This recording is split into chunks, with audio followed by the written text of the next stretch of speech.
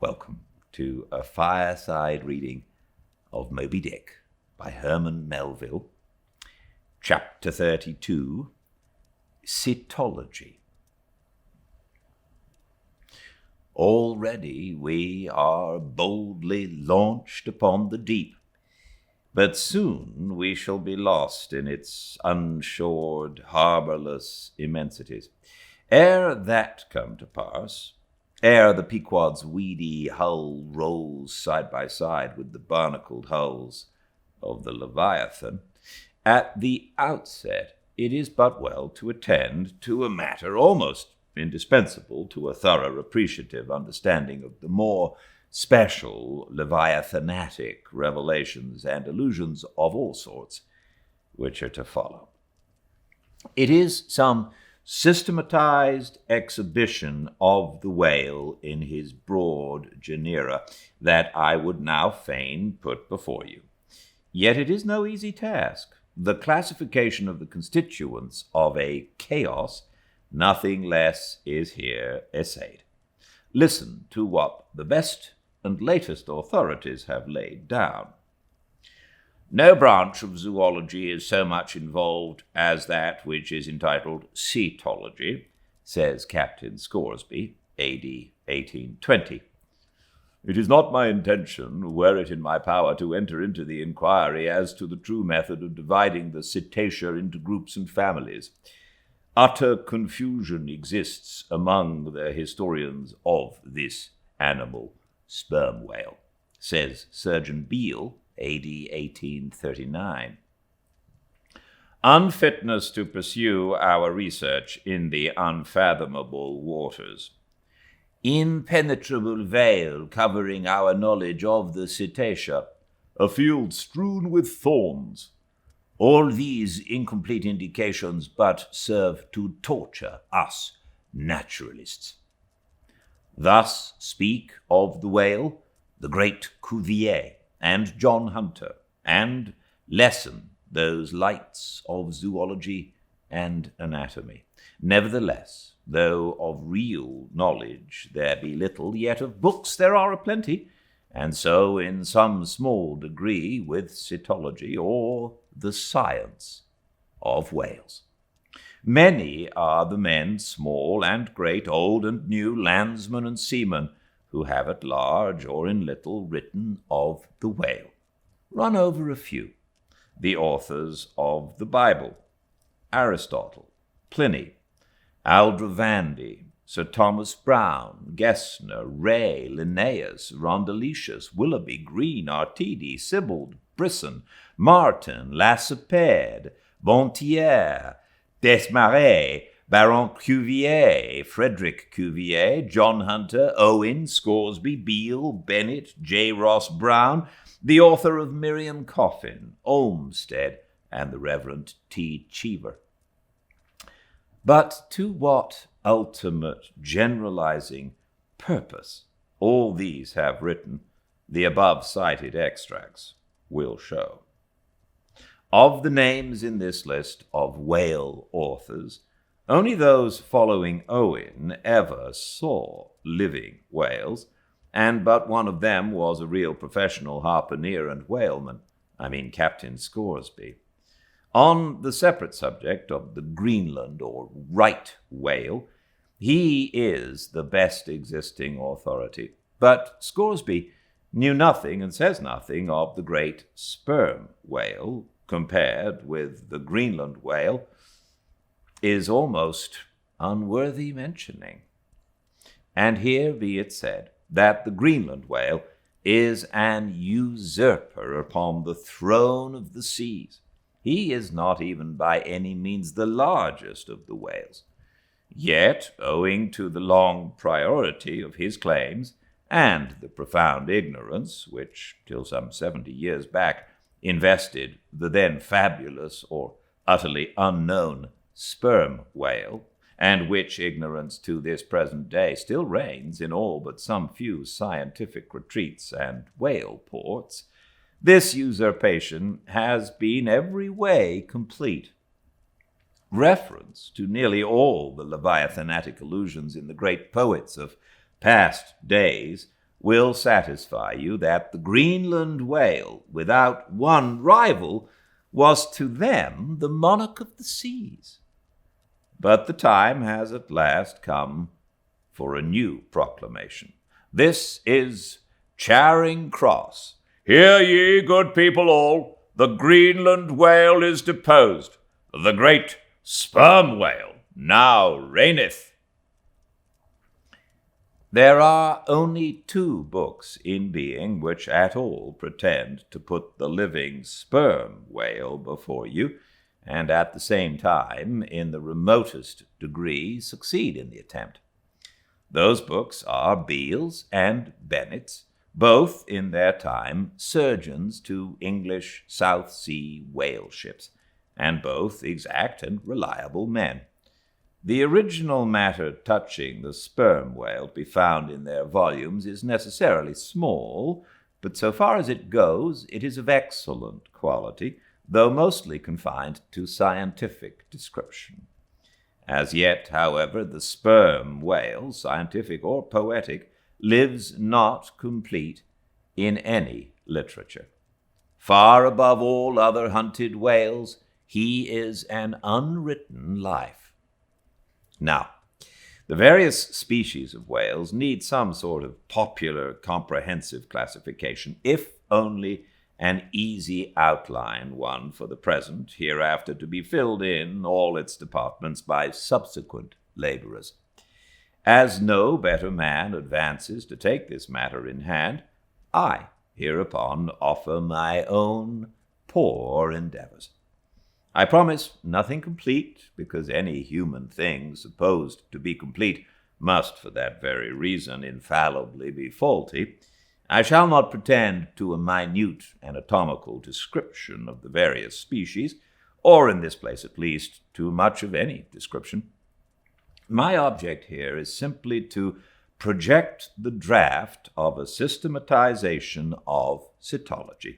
I am the architect, not the builder, but it is a ponderous task. No ordinary letter sorter in the post office is equal to it. To grope down into the bottom of the sea after them, to have one's hands amongst the unspeakable foundations, ribs and very pelvis of the world, this is a fearful thing. What am I that I should essay to hook the nose of this Leviathan? The awful tauntings in Job might well appall me. Will he, the Leviathan, make a covenant with thee? Behold, the hope of him is vain. But I have swam through libraries and sailed through oceans. I have had to do with whales with these visible hands. I am in earnest, and I will try. There are some preliminaries to settle. First, the uncertain, unsettled condition of this science of cytology is in the very vestibule attested by the fact that in some quarters it still remains a moot point whether a whale be a fish. In his System of Nature, A.D. 1776, Linnaeus declares, "I hereby separate the whales from the fish." But of my own knowledge, I know that down to the year 1850, sharks and shad, alewives and herring, against Linnaeus's express edict, were still found dividing the possession of the same seas with the Leviathan. The grounds upon which Linnaeus would fain have banished the whales from the waters, he states as follows: "On account of their warm bilocular heart, their lungs, their movable eyelids, their hollow ears, penem intrantem feminam mammis lactentam, and finally, ex lege naturae jure meritoque." I submitted all this to my friends Simeon Macy and Charlie Coffin of Nantucket, both messmates of mine in a certain voyage, and they united in the opinion that the reasons set forth were altogether insufficient. Charlie profanely hinted they were humbug. Be it known that, waiving all argument, I take the good old-fashioned ground that the whale is a fish, and call upon holy Jonah to back me. This fundamental thing settled, the next point is, in what internal respect does the whale differ from other fish? Above, Linnaeus has given you those items, but in brief they are these: lungs and warm blood, whereas all other fish are lungless and cold-blooded. Next, how shall we define the whale by his obvious externals, so as conspicuously to label him for all time to come? To be short, then, a whale is a spouting fish with a horizontal tail. There you have him. However contracted, that definition is the result of expanded meditation. A walrus spouts much like a whale, but the walrus is not a fish because he's amphibious. But the last term of the definition is still more cogent, as coupled with the first.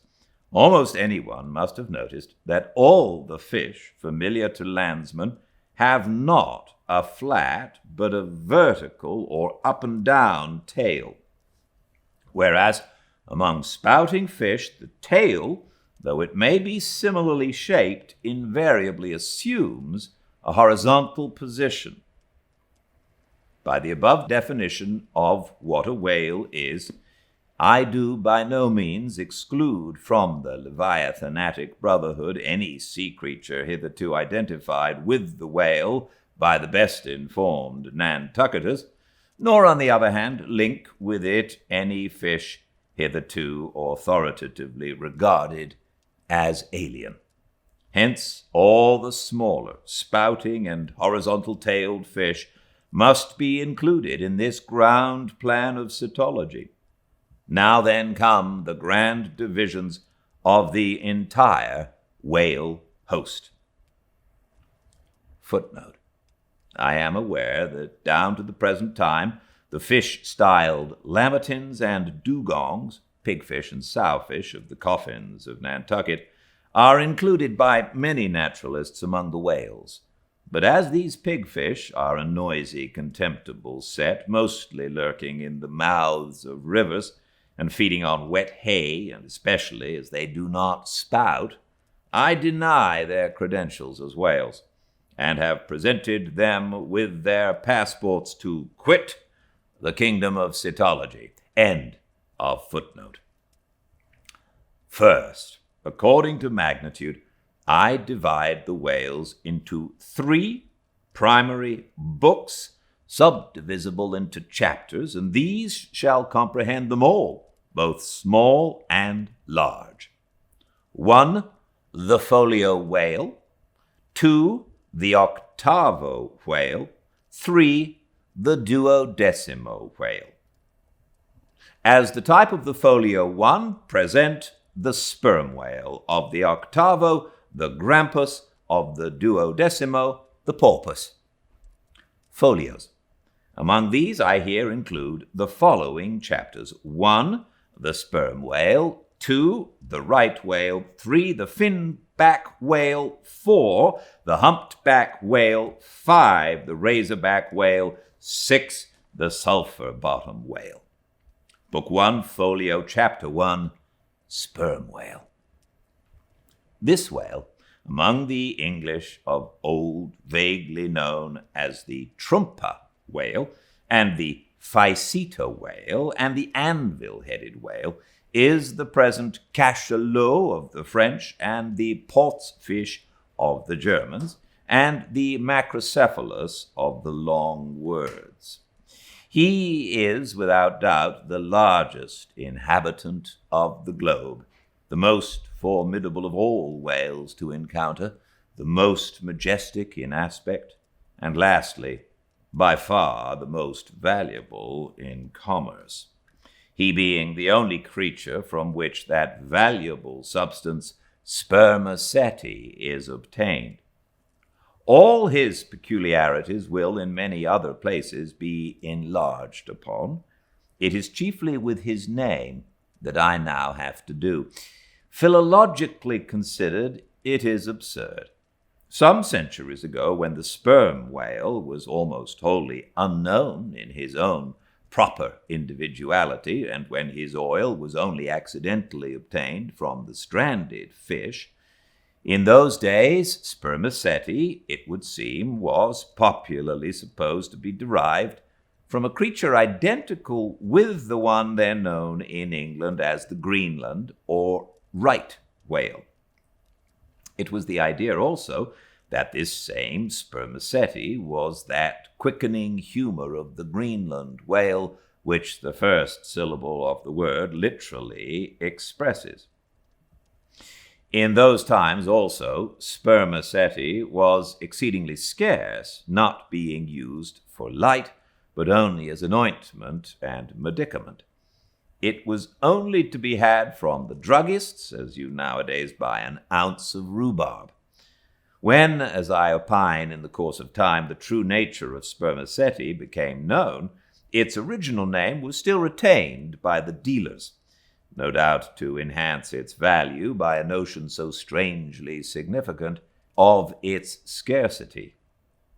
And so the appellation must at last have come to be bestowed upon the whale from which this spermaceti was really derived. Book 1, Folio, Chapter 2, Right Whale. In one respect, this is the most venerable of the Leviathans, being the one first regularly hunted by man. It yields the article commonly known as whalebone or baleen, and the oil specially known as whale oil, an inferior article in commerce.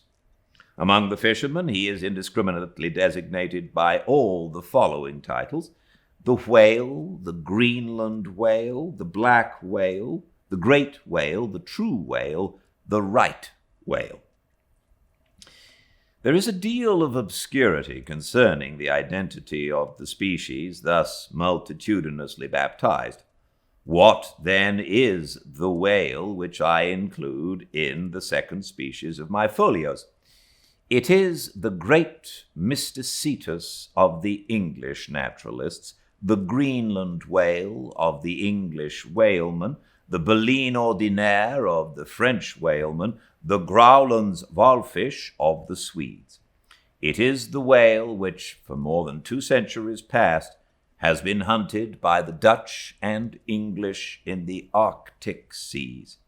It is the whale which the American fishermen have long pursued in the Indian Ocean, on the Brazil banks, on the Northwest coast, and various other parts of the world, designated by them right whale cruising grounds.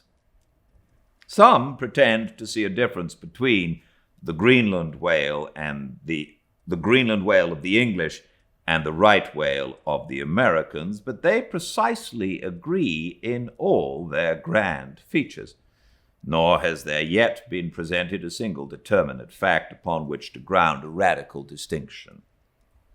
It is by endless subdivisions based upon the most inconclusive differences that some departments of natural history become so repellingly intricate. The right whale will be elsewhere treated of at some length with reference to elucidating the sperm whale. Book 1, Folio, Chapter 3, Finback. Under this head I reckon a monster, which by the various names of finback, tall spout, and long john has been seen almost in every sea, and is commonly the whale whose distant jet is so often descried by passengers crossing the Atlantic in the New York packet tracks. In the length he attains, and in his baleen, the finback resembles the right whale, but is of a less portly girth and a lighter color approaching to olive. His great lips present a cable-like aspect, formed by the intertwisting, slanting folds of large wrinkles.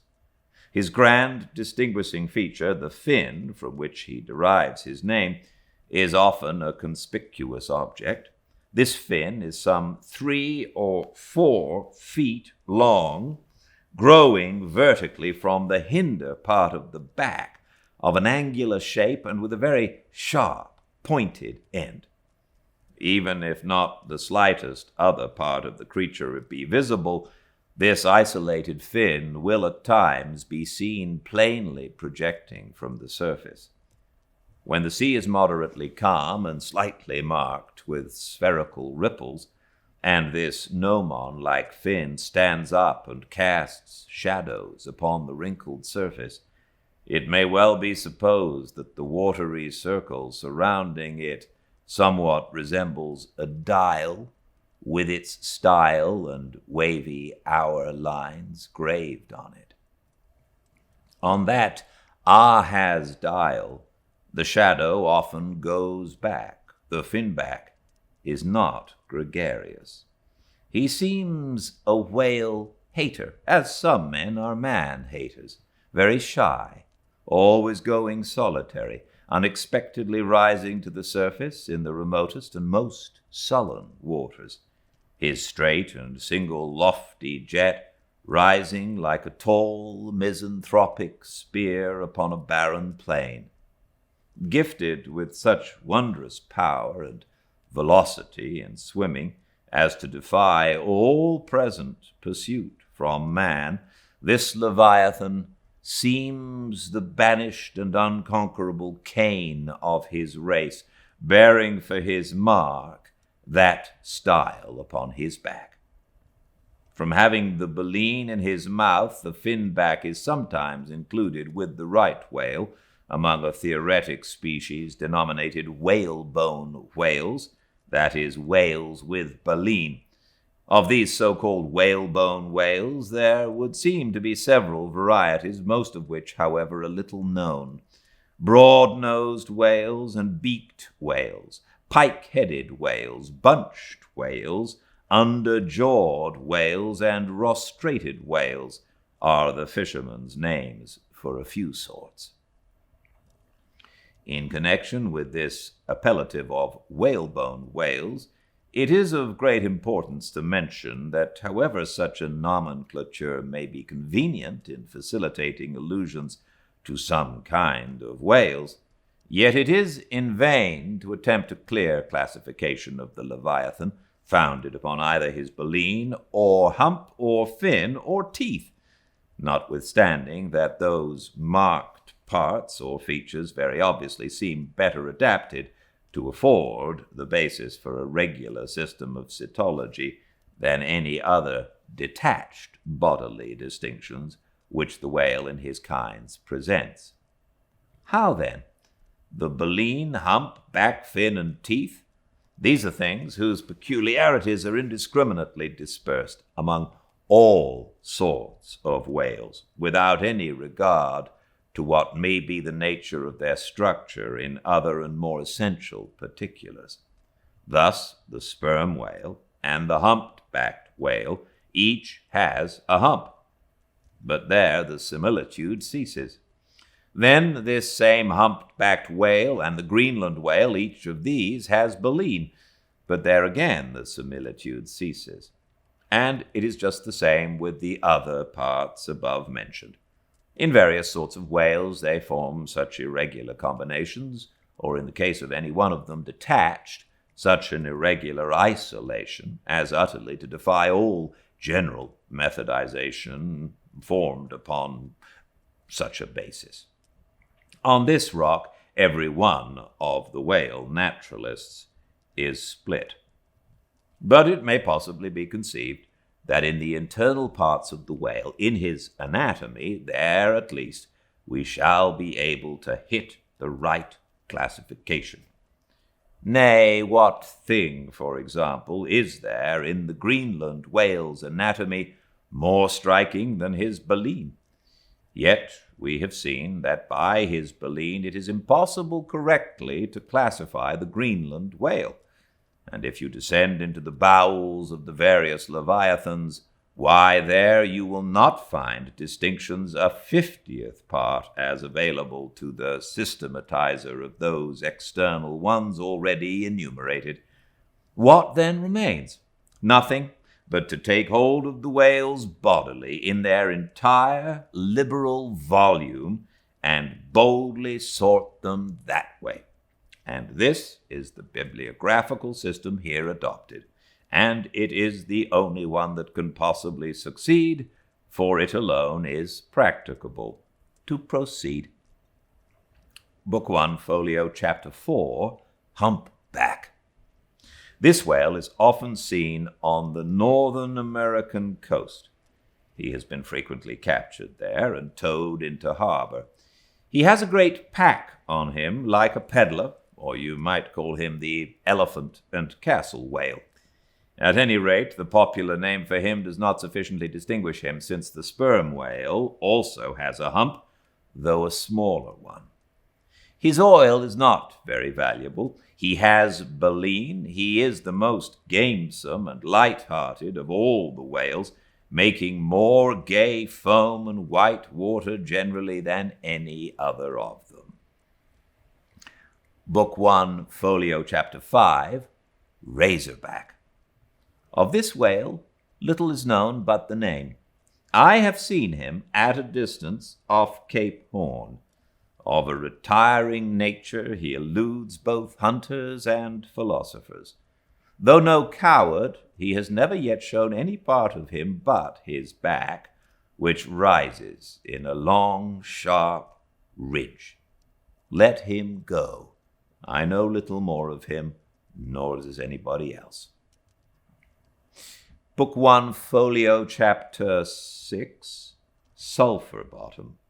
Another retiring gentleman with a brimstone belly, doubtless got by scraping along the Tartarian tiles in some of his profounder divings. He is seldom seen, at least I've never seen him, except in the remoter southern seas, and then always at too great a distance to study his countenance. He is never chased. He would run away with rope walks of line. Prodigies are told of him. Adieu, Sulphur Bottom, I can say nothing more. That is true of ye, nor can the oldest Nantucketer. Thus ends Book 1, Folio, and now begins Book 2, Octavio. Octavos. Footnote. These embrace the whales of middling magnitude, among which present may be numbered 1, the grampus, 2, the blackfish, 3, the narwhale, 4, the thrasher, 5, the killer. Why this book of whales is not denominated the quarto is very plain, because while the whales of this order, though smaller than those of the former order, nevertheless retain a proportionate likeness to them in figure, yet the bookbinder's quarto volume, in its dimensioned form, does not preserve the shape of the folio volume, but the octavo volume does. End of footnote. Book 2, Octavo, Chapter 1, Grampus. Though this fish, whose loud, sonorous breathing, or rather blowing, has furnished a proverb to landsmen, is so well known a denizen of the deep, yet is he not popularly classed among whales, but possessing all the grand distinctive features of the Leviathan, most naturalists have recognized him for one. He is of moderate octavo size, varying from 15 to 25 feet in length, and of corresponding dimensions round the waist. He swims in herds. He is never regularly hunted, though his oil is considerable in quantity and pretty good for light. By some fishermen, his approach is regarded as premonitory of the advance of the great sperm whale. Book 2, Octavo, Chapter 2, Blackfish. I give the popular fishermen's names for all these fish, for generally they are the best. Where any name happens to be vague or inexpressive, I shall say so and suggest another. I do so now, touching the blackfish, so-called, because blackness is the rule among almost all whales. So call him the hyena whale, if you please. His voracity is well known, and from the circumstance that the inner angles of his lips are curved upwards, he carries an everlasting Mephistophelian grin on his face. This whale averages some 16 or 18 feet in length. He is found in almost all latitudes. He has a peculiar way of showing his dorsal hooked fin in swimming, which looks something like a Roman nose. When not more profitably employed, the sperm whale hunters sometimes capture the hyena whale to keep up the supply of cheap oil for domestic employment, as some frugal housekeepers, in the absence of company and quite alone by themselves, burn unsavory tallow instead of odorous wax. Though their blubber is very thin, some of these whales will yield you upwards of 30 gallons of oil. Book 2, Octavo, Chapter 3, Narwhale. That is, nostril whale. Another instance of a curiously named whale, so named, I suppose, from his peculiar horn being originally mistaken for a peaked nose. The creature is some 16 feet in length, while its horn averages 5 feet, though some exceed 10 and even attain to 15 feet. Strictly speaking, this horn is but a lengthened tusk growing out from the jaw in a line a little depressed from the horizontal. But it is only found on the sinister side, which has an ill effect, giving its owner something analogous to the aspect of a clumsy left-handed man. What precise purpose this ivory horn or lance answers, it would be hard to say. It does not seem to be used like the blade of the swordfish and billfish, though some sailors tell me that the narwhale employs it for a rake in turning over the bottom of the sea for food. Charlie Coffin said it was used for an ice piercer, for the narwhale, rising to the surface of the polar sea and finding it sheeted with ice, thrusts his horn up and so breaks through. But you cannot prove either of these surmises to be correct.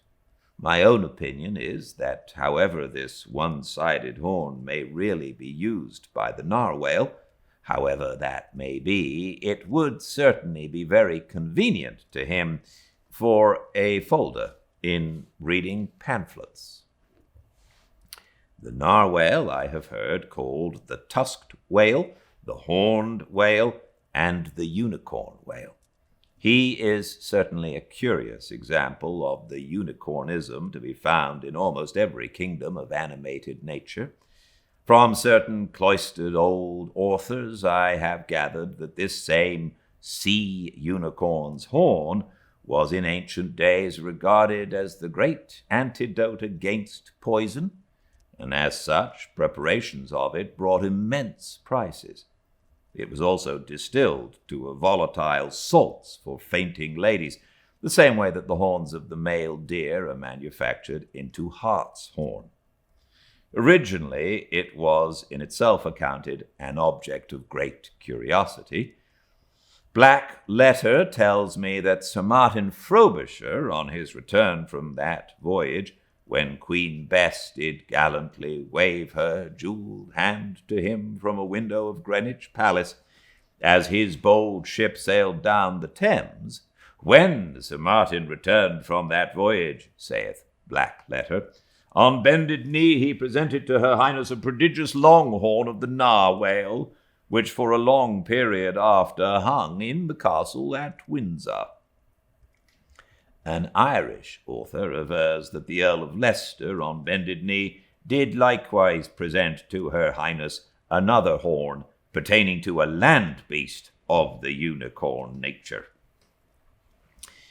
The narwhale has a very picturesque leopard-like look, being of a similar white ground color, dotted with round and oblong spots of black. His oil is very superior, clear and fine, but there is little of it, and he is seldom hunted. He is mostly found in the circumpolar seas. Book 2, 8vo, Chapter 4, Killer. Of this whale, little is precisely known to the Nantucketer, and nothing at all to the professed naturalist.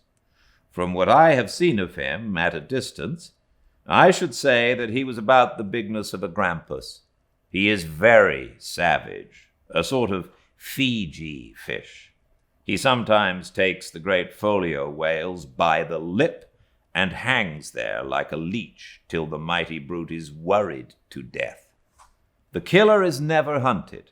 I never heard what sort of oil he has. Exception might be taken to the name bestowed upon this whale on the ground of its indistinctness, for we are all killers, on land and on sea, Bonapartes and sharks included.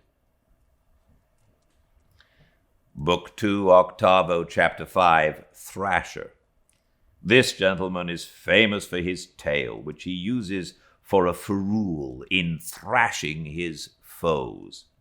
He mounts the folio whale's back, and as he swims, he works his passage by flogging him, as some schoolmasters get along in the world by a similar process. Still less is known of the thrasher than of the killer. Both are outlaws, even in the lawless seas. Thus ends Book 2, 8vo, and begins Book 3, 12mo. Duodecimos. These include the smaller whales. 1, the huzzar porpoise. 2, the Algerine porpoise. 3, the mealy-mouthed porpoise. To those who have not chanced specially to study the subject, it may possibly seem strange that fishes not commonly exceeding 4 or 5 feet should be marshaled among whales, a word which, in the popular sense, always conveys an idea of hugeness. But the creatures set down above as duodecimos are infallibly whales by the terms of my definition of what a whale is, i.e., a spouting fish with a horizontal tail. Book 3, 12mo, Chapter 1, Huzzar Porpoise. This is the common porpoise, found almost all over the globe. The name is of my own bestowal, for there are more than one sort of porpoises, and something must be done to distinguish them. I call him thus because he always swims in hilarious shoals, which upon the broad sea keep tossing themselves to heaven like caps in a 4th of July crowd. Their appearance is generally hailed with delight by the mariner. Full of fine spirits, they invariably come from the breezy billows to windward. They are the lads that always live before the wind. They are accounted a lucky omen. If you yourself can withstand 3 cheers at beholding these vivacious fish, then heaven help ye. The spirit of godly gamesomeness is not in ye. A well-fed, plump huzzar porpoise will yield you 1 good gallon of good oil, but the fine and delicate fluid extracted from his jaws is exceedingly valuable. It is in request among jewelers and watchmakers. Sailors put it on their hones. Porpoise meat is good eating, you know. It may never have occurred to you that a porpoise spouts. Indeed, his spout is so small that it is not very readily discernible, but the next time you have a chance, watch him, and you will then see the great sperm whale himself in miniature. Book 3, 12mo, Chapter 3, Algerine porpoise. A pirate. Very savage. He is only found, I think, in the Pacific. He is somewhat larger than the huzzar porpoise, but much of the same general make. Provoke him, and he will buckle to a shark. I have lowered for him many times, but never yet saw him captured. Book 3, 12th, Chapter 3, Mealy-mouthed Porpoise. The largest kind of porpoise, and only found in the Pacific so far as it is known. The only English name by which he has hitherto been designated is that of the fishers, right whale porpoise, from the circumstance that he is chiefly found in the vicinity of that folio. In shape, he differs in some degree from the huzzar porpoise, being of a less rotund and jolly girth. Indeed, he is of quite a neat and gentlemanlike figure. He has no fins on his back, most other porpoises have. He has a lovely tail and sentimental Indian eyes of a hazel hue, but his mealy mouth spoils all. Though his entire back, down to his side fins, is of deep sable, yet a boundary line, distinct as the mark in a ship's hull, called the bright waist, that line streaks him from stem to stern with two separate colors, black above and white below. The white comprises part of his head and the whole of his mouth, which makes him look as if he has just escaped from a felonious visit to a meal bag. A most mean and mealy aspect. His oil is much like that of the common porpoise. Beyond the 12th, this system does not proceed, inasmuch as the porpoise is the smallest of the whales. Above, you have all the leviathans of note. But there are a rabble of uncertain, fugitive, half-fabulous whales, which, as an American whaleman, I know by reputation, but not personally. I shall enumerate them by their forecastle appellations, for possibly such a list may be valuable to future investigators, who may complete what I have here but begun. If any of the following whales shall hereafter be caught and marked, then he can readily be incorporated into this system according to his folio, octavo, or 12th magnitude.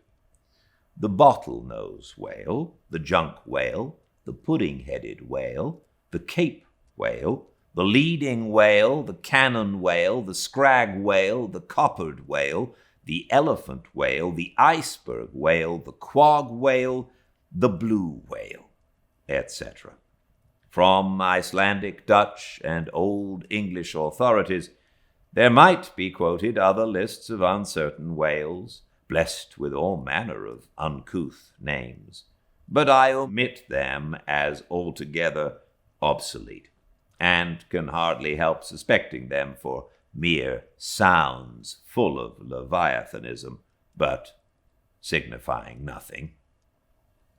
Finally, it was stated at the outset that this system would not be here and at once perfected. You cannot but plainly see that I have kept my word, but I now leave my cetological system standing thus unfinished, even as the great cathedral of Cologne was left, with the crane still standing upon the top of the uncompleted tower.